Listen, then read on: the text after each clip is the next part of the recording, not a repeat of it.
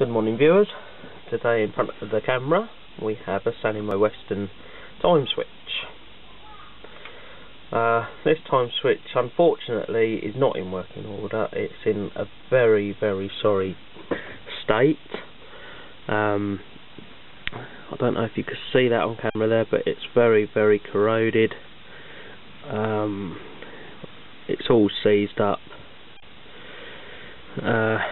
And this is going to be a little restoration project. I can't guarantee whether it's going to work or not.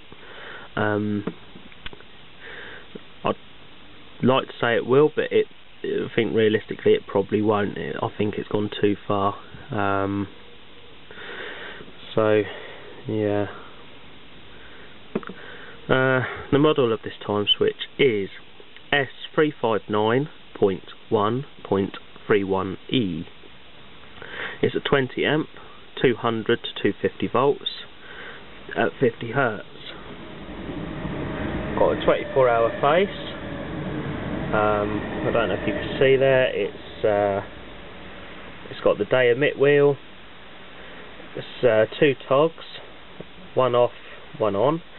It's also got this tog here, which is an off tog. Now, the only thing I could see, I don't know if you can see that here, is on this day emit wheel, which does actually move surprisingly. It's got this little metal clip thing there, and that comes into play when this is on a Saturday. It moves this. Let's move these out of the way. It moves this little device here into its certain position, and what it actually does, it acts upon this here. It forces this towards the outside, and by the looks of it, it was set so every Saturday this comes out and activates the off position. In this position here, it will just go in between the two togs here, which I've not seen the feature like that. So I suppose this was set for turning off earlier on a Saturday, for example. Maybe. So yeah, it's got a few plastic gears. The little synchro motor there. If I put a little bit of force onto this, it does look like it will move. It is very rusty. I'm going to start taking it to bits and see what we can do with it.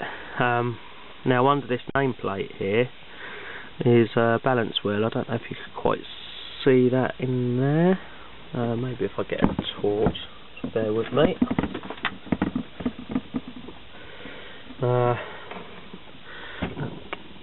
Let's see.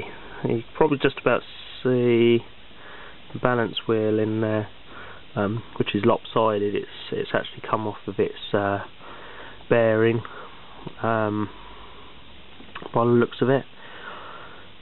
I think I'm going to struggle to get this one working, but I will certainly try.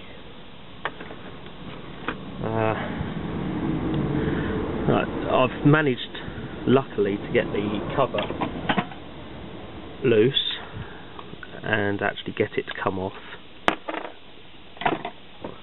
So let's do that. Now, it took me several tries to get this nice and loose like that, to actually get this to come off. I don't know if you could quite see that, but you can see just how corroded everything is. It's been in a horrible environment, unfortunately. The time wheel itself is still in very good condition, and if anything, we could probably use this thing for parts, because this I think there's some usable stuff here.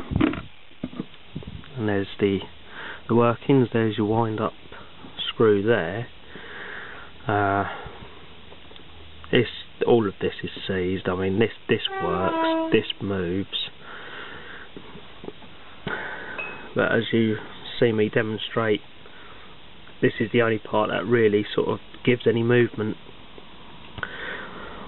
So what I think we'll have to do is give this a full strip down and go from there. It's going to be a learn as you go experience. If anyone's got any tips for me to either loosen this stuff off, I'm going to fully strip it down. I think whether I get it back together is a different matter, but we will certainly try. It's an absolute great shame that this is in this condition, because these you just don't see them, they're quite rare. What I will do, I think, is take off this synchro motor and we'll give that a try and see if that even works. It's got a fused input there and I've checked the fuse, that's okay. Wiring to the synchro motor looks pretty good. The synchro motor itself is probably the most healthiest part of this whole time switch, to be honest, assuming it works, of course. So yeah, I'm going to pause you there. I'm going to find a way of connecting this synchro motor up to test. I'm going to take it off, of course, and see how we go. Okay, please excuse the very crude way of me testing this motor. I tested it with the multimeter first of all, set onto ohms just to make sure it's not a complete short circuit, and that cleared, and as you can see there, it's running quite happily. It moves very freely, which is brilliant news, so I don't get a shock off it, so that's also good news. It was kept in the dry, this time switch, so yeah, so at least we've got a spare part, if nothing else. What I'm going to proceed to do now is take some more screws off, find a tub to put everything in, and we'll go from there. Okay, I've got a jar now to put everything in with a lid, and what I'm going to start doing, I think, is trying to take this off here, the terminal base, I suppose you could call it. This did have a base, by the way. You've got the little fuse in there, which I've tested. That's fine. Let's strip this down and see how we get on.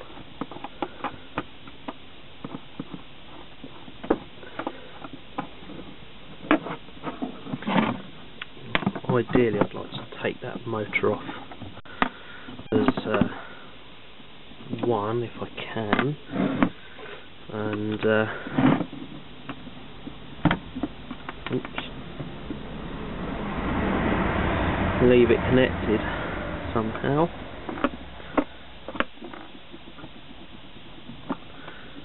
There we go. Okay, that doesn't look too bad under there. Let's see if we can work out a way of getting these terminals off, if it's all possible. Don't look like they turn.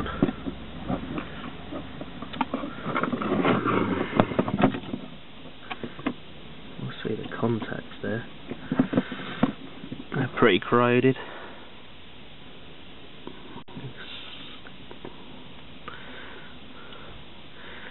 We've got the one here and the other one just there. There we go. Right. Let's see if this will undo and see if this braided cable will come out. Is it going to turn, or is it going to...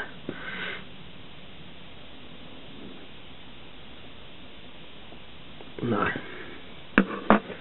Looks like that screw's corroded. You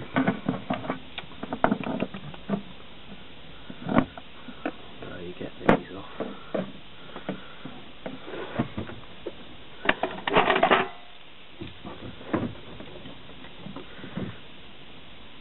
I'm trying to do this as gently as I can so it doesn't break anything.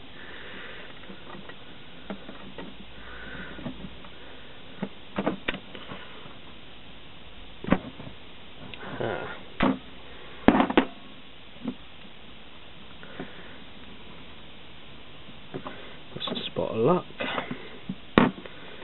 And there we have it. So these do unscrew.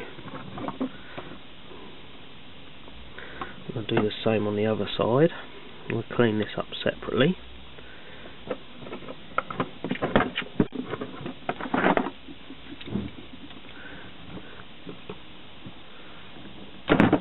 There we go.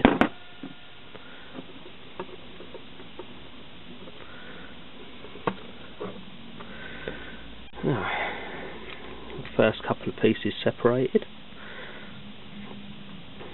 then back on there.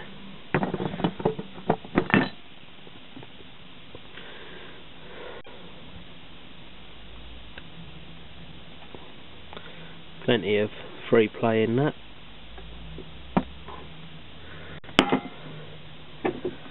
Okay, this side doesn't look all that bad, it looks pretty clean.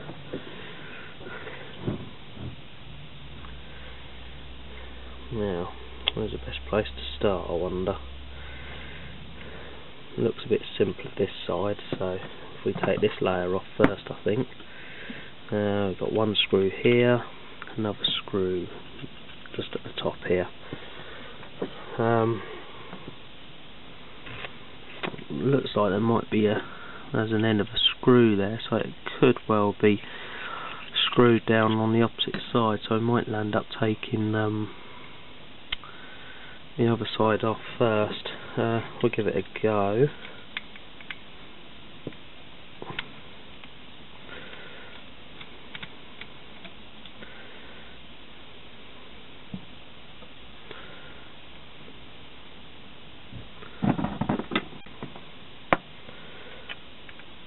Try and keep everything together as best I can and not strip.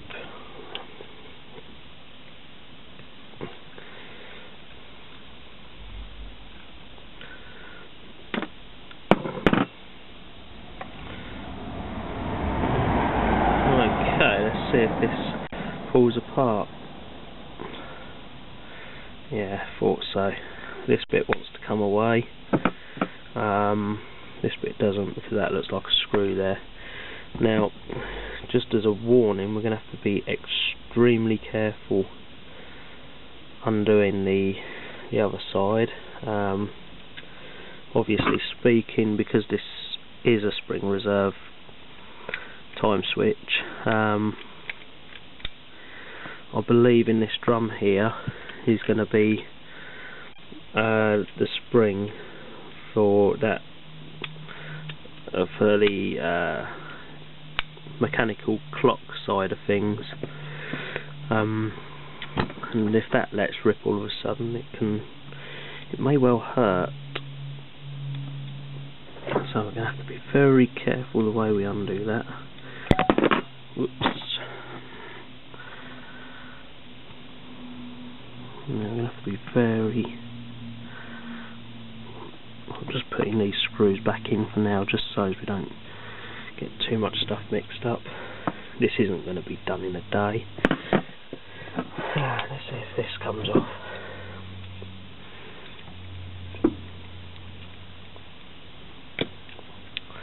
Yep. Specification plate comes off okay. You can see a bit more inside there.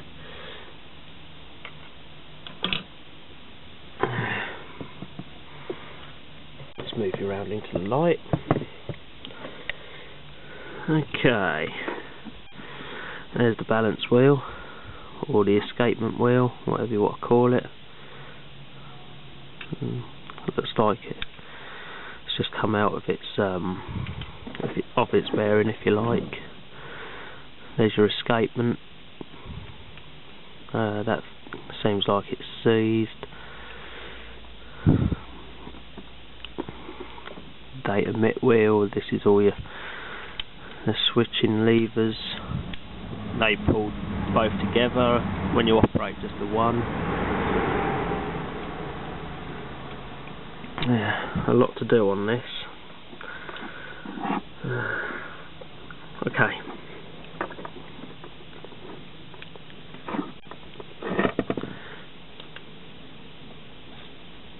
Cool. parts as that. Okay. I will take this side off instead then. Change of plan. I'm learning as I go along, the same as everyone else is here. Let's undo this one. Okay, my battery light's flashing at me. Fantastic. I haven't got very much memory card space now anyway. I've only got about a minute left, so what I should do is take this screw off here and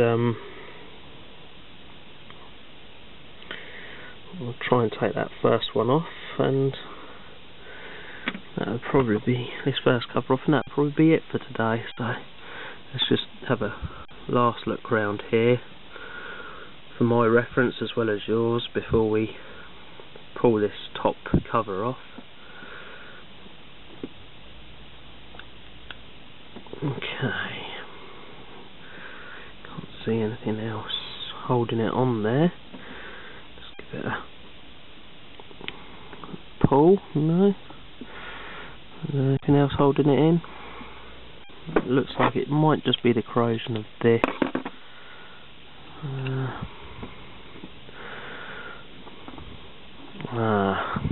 Or is it held in with this little guy here?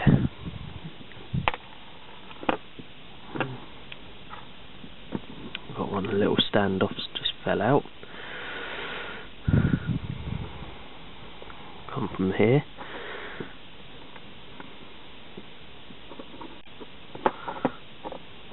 Yeah. Okay.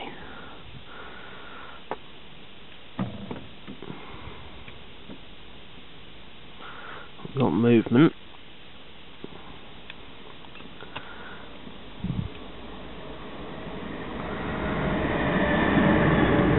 Not the way I'd like.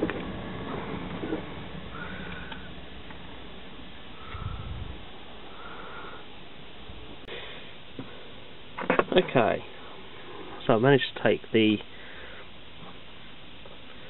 one of the contacts out. The spring sat right over here somewhere. I've managed to just turn this whole thing around. We'll take some of these cogs out and we'll clean all these ones up later.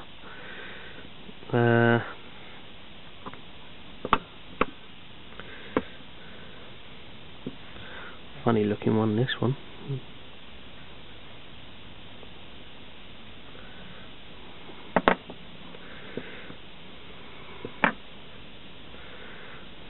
At least the plastic cogs look in fairly good condition. I suppose this is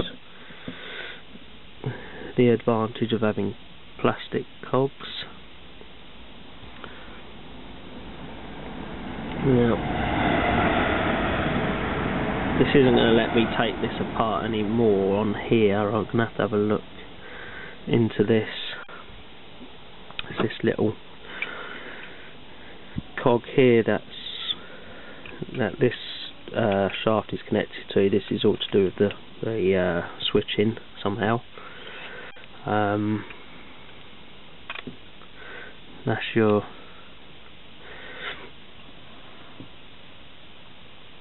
advanced on or advanced off. Okay, that's connected to there somehow. Right, let's see if we can take the rest of this apart.